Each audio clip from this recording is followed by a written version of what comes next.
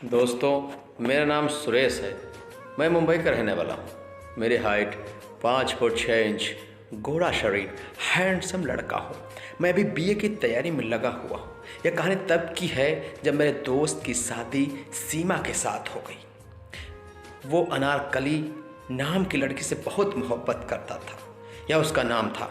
जो मेरे कॉलेज की लड़की थी, उसकी मोहब्बत में फंसने के बाद मेरे दोस्त की ज़िंदगी कैसे बर्बाद हुई, आगे की कहानी हम आपको सुनाते हैं। दोस्तों, मेरे दोस्त का नाम था सलीम, जो बहुत ही बड़े ख़ानदान का था। उसका बाप PWD के दफ्तर में मुलाजिम था। तनख्वाह ज़्यादा से ज़्यादा 100 रुपये होगी, मगर बड़े ठाठ से रहता। जाहिर है कि रिश्वत खाता था।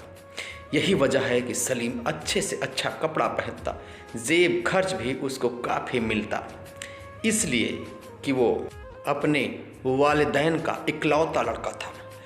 जब कॉलेज में था तो कई लड़कियां उस पर जान छिड़कती थी, मगर वो बेतिनाई बरतता।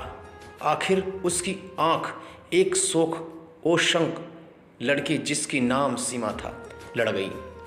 सलीम ने उससे राहो रस्म पैदा करना चाहा। उसे यकीन था कि वो उसकी इल्तफात हासिल कर लेगा। नहीं, वो तो यहाँ तक समझता था कि सीमा उसके कदमों पर गिर पड़ेगी और उसकी ममनून वो मुख्तसर होगी कि उस मोहब्बत की निगाहों से उसे देखा। एक दिन कॉलेज में सलीम ने सीमा से पहली बार मुखातिब होकर कहा, आप किताबों का इतना बोझ उठाए हुए हैं, लाइए मुझे दे दीजिए, मेरा तांगा बाहर मौजूद है, आपको इस बोझ को आपके घर तक पहुंचा दूंगा। सीमा ने बड़ी भारी भरकम किताबें बगल में दबाते हुए शुष्क लहजे में जवाब दिया, आपकी मदद की मुझे कोई ज़रूरत नहीं, बहरहाल शुक्रिया अदा किए देती हूँ।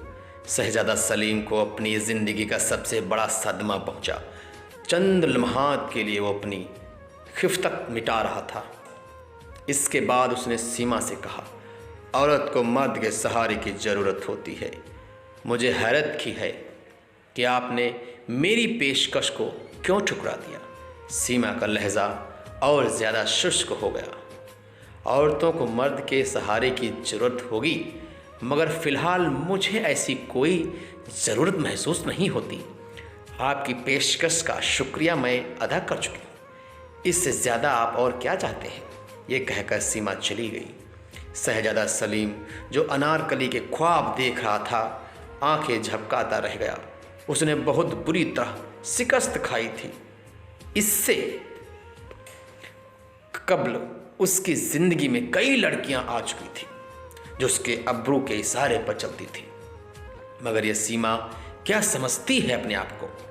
इसमें कोई शक नहीं कि खूबसूरत है। जितनी लड़कियां मैंने अब तक देखी हैं, उनमें सबसे ज़्यादा हसीन है, मगर मुझे ठुकरा देना ये बहुत बड़ी ज्यादती है। मैं ज़रूर से बदला लूँगा, चाहे कुछ भी हो जाए।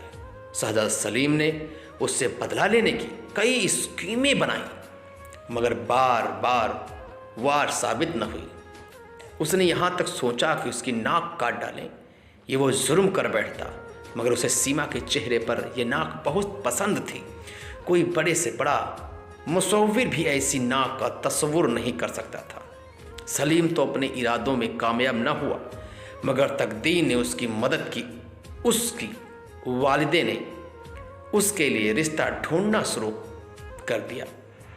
निगाहे इत्तिखाब आखिर सीमा पर पड़ी, जो उसकी सहेली की लड़की थी।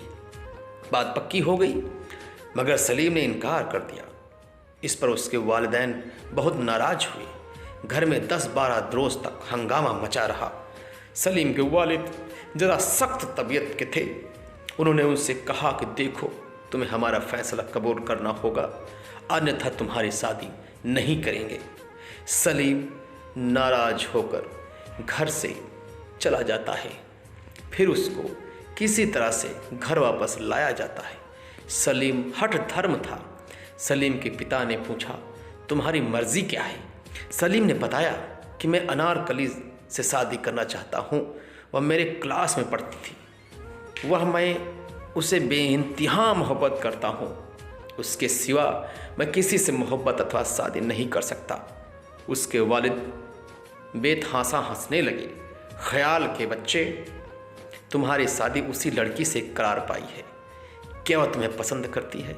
सलीम बौखला सा गया। यह सिलसिला कैसे हो गया उसकी समझ में नहीं आता था। कहीं आपका बाप झूठ तो नहीं बोल रहा था? सलीम से जो सवाल किया था उसका जवाब उसके वालिद को नहीं मिला था।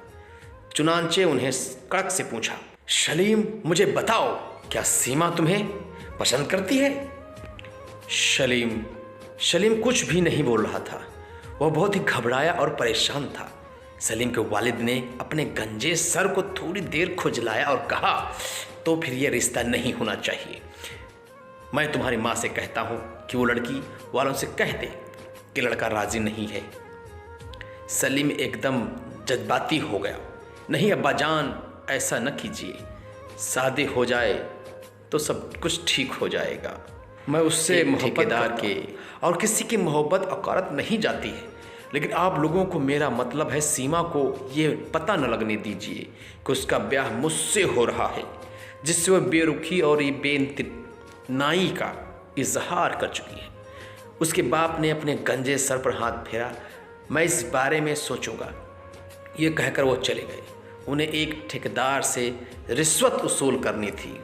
अपने बेटी की शादी के इखराजात के सिलसिले में शहजादा सलीम जब रात को पलंग पर सोने के लिए लेटा तो उसे अनार की कलियां ही कलियां नजर आई।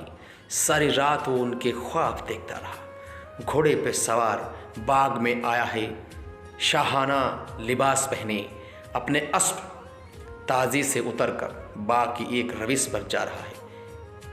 क्या देखता है कि सीमा अनार के बूटे की सबसे ऊंची शाखा से एक नौखेज कली तोड़ने की कोशिश कर रही है। उसकी भारी भरकम किताबें जमीन पर बिखरी पड़ी हैं, जुल्फें उलझी हुई हैं और वह उचक कर उस शाख तक अपना हाथ पहुंचाने की कोशिश कर रही है, मगर हर बार नाकाम हो रही है। वो उसकी तरफ बढ़ा। अनार की झाड़ी के पीछे छुपकर उसने उस शाख को पकड़ा और झुका दिया।